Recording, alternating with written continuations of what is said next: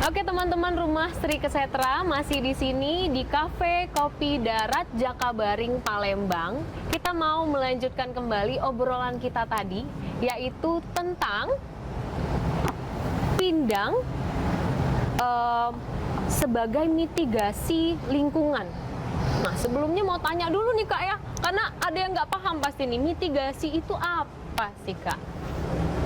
Ya, baik. Pindang ya, kalau kita melihat ini sebagai salah satu bentuk upaya mitigasi lingkungan, ya memang kalau seperti saya katakan tadi adalah diawali dengan bentuk kearifan lokal masyarakat dalam melihat fenomena lingkungannya. Nah, mitigasi ini lebih kepada wilayah pencegahan ya, dengan berbagai upaya-upaya terstruktur gitu kan.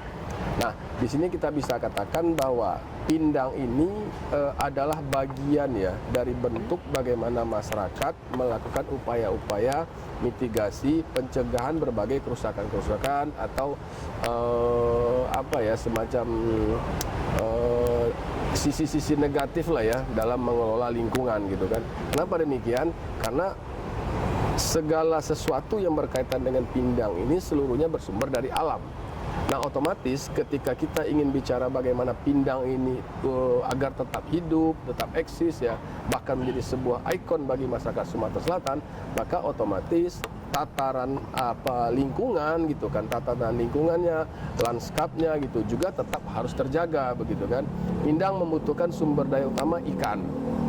Nah, ikan ini tentu harus hidup di tataran air yang sehat gitu, yang memadai, yang terpelihara begitu kan. Nah, ini tentu membutuhkan gitu kan mitigasi sendiri supaya ini bisa tereksis. Begitu juga ada sumber-sumber yang disebutkan oleh Kak Yudi tadi begitu, bahan bakunya gitu, seluruhnya bersumber dari alam dan ini tetap harus supaya harus ada gitu. Nah, jadi ketika kita berbicara bagaimana pindang ini untuk tetap lestari menjadi salah satu andalan atau ikon identitas dari Sumatera Selatan, maka keserasian ya dan juga tatanan lingkungan yang baik itu harus terjaga begitu. Nah, disinilah poin mitigasi itu penting sekali dimunculkan gitu kan. Karena kalau kita bicara lingkungan pasti bicara tentang lingkungan yang baik, lingkungan yang asri, lingkungan yang lestari gitu. Nah, di sini kata kunci seperti itu.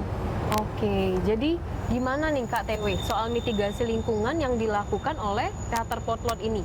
Ya, tagline yang harus kita pegang, premis yang harus kita mulai dari potlot nih. Ya. Kalau pindang itu hilang, artinya bentang alam itu rusak. Ya. Yang kedua, dengan rusaknya bentang alam, dengan hilangnya tradisi kuliner pindang, itu artinya juga akan menghilangkan tradisi atau produk budaya, salah satu tradisi atau budaya dari masyarakat Melayu. Masyarakat Melayu itu adalah masyarakat yang sangat deep ekologi. Dia menyatu dengan alam, dia mempunyai etika lingkungan yang baik. Bahkan alam itu bagian dari spiritual dia. Nah, pindang ini merupakan satu produk dari kesadaran deep ekologi tadi. Nah, bayangkan kalau sungai habis, rawa habis, dari mana sumbernya? Bukan hanya ikan, tapi yang dibilang sama Pak Yen tadi, bumbu-bumbu, rempah-rempah itu juga hilang. Dengan hilangnya pindang, maka tradisi yang kami bilang tadi, bahwa pindang menjadi sebuah proses asimilasi, pindang menjadi komunikasi, itu juga akan hilang. Nah, itu yang kami inginkan, bahwa ketika kita bicara pindang, kita bukan hanya bicara kuliner, tapi juga kita bicara tentang lingkungan dan budaya. Jadi mempertahankan pindang, melestarikan pindang juga harus dibawa dengan muatan kesadaran akan lingkungan dan kesadaran akan budaya. Nah, nanti semua proses yang saya bilang tadi ada 3 kegiatan itu akan kita rangkum dalam sebuah karya virtual. Jadi kegiatan ini tidak hanya selesai dengan festival, tidak akan selesai dengan seminar, tidak akan selesai dengan pertunjukan teater, tapi juga kita akan terus salah satu upayanya lewat karya virtual yang mungkin akan ditayangkan juga di Rumah Sri Kesetra. Dan bukan juga mungkin dari Pak Ian juga mungkin punya gagasan lain, mungkin melanjutkan dengan buku, dengan hal-hal yang lain. Itu yang bisa disampaikan. Diharapkan terus berlanjut ya. Ya, artinya di sini bahwa ketika kita terus mengkampanyekan pindang gitu kan dengan berbagai karakteristiknya, berarti kita juga mengkampanyekan kelestarian lingkungan gitu, karena sumbernya dari situ begitu kan. Karena itulah apa yang digagas oleh teman-teman dari Teater Potlot ini sesuatu yang perlu kita apresiasi gitu kan. Dan ini ternyata berjalan beriringan kan dengan gerak yang terjadi di masyarakat gitu kan. Karena di berbagai tempat pindang ini tetap tumbuh ya dengan berbagai variasi-variasinya. Bahkan sekarang kan tidak hanya lagi pindang ikan ya, sudah banyak variasi yang kemudian muncul gitu kan.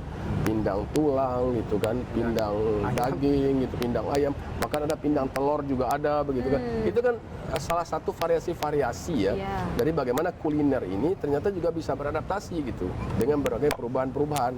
Bahkan kalau ditanya ke Kak Yudi, ya Kak Yudi kan, pindang ini kan banyak juga versi rasanya begitu kan. Antara pindang yang di hulu Sungai Musi dengan yang di hilir itu sedikit berbeda. Tapi kalau keterangan Kak Yudi tadi kan sebetulnya sama saja gitu.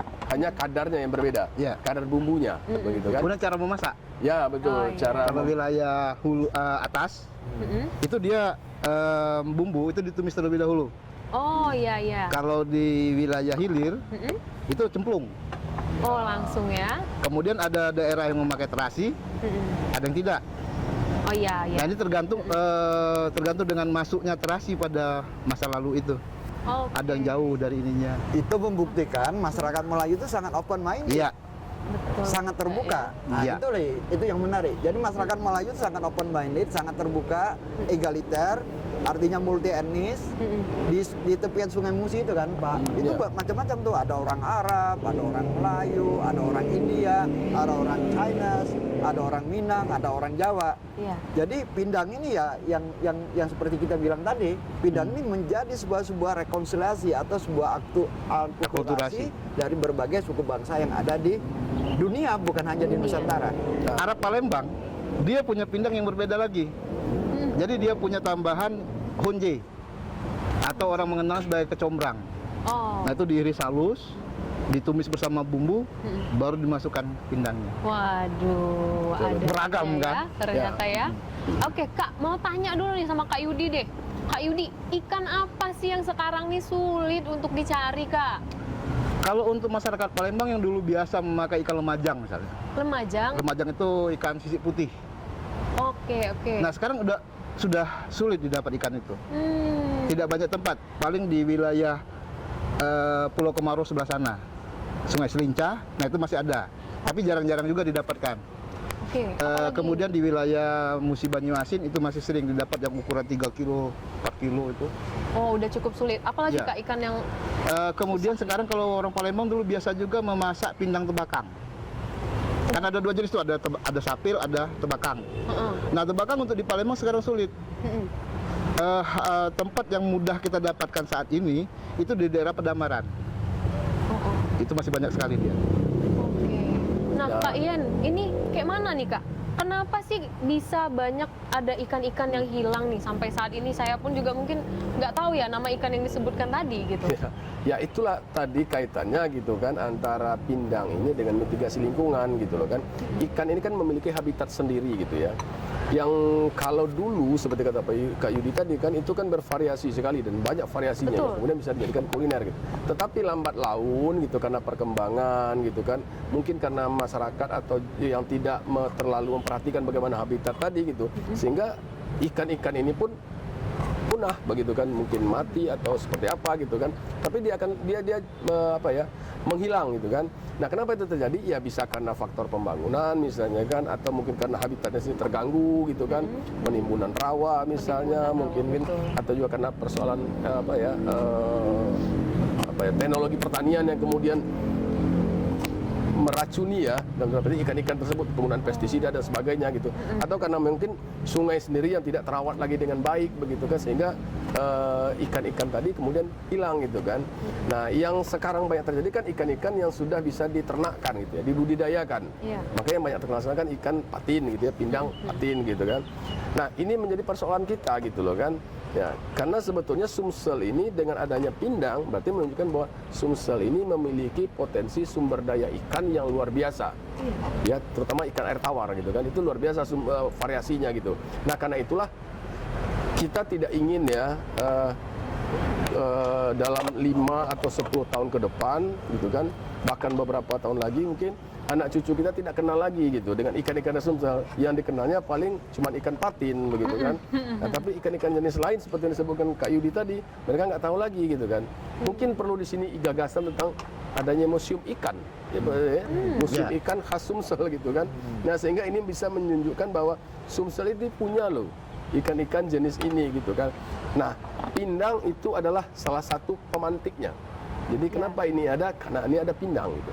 Kenapa ada pindang? Karena ikan kita ada. Jadi dua sisi mata uang tidak bisa dipisahkan. Oke teman-teman Rumah Sri Kesetra, makin seru obrolan kita. Jangan kemana-mana, abis ini kita mau ke segmen terakhir.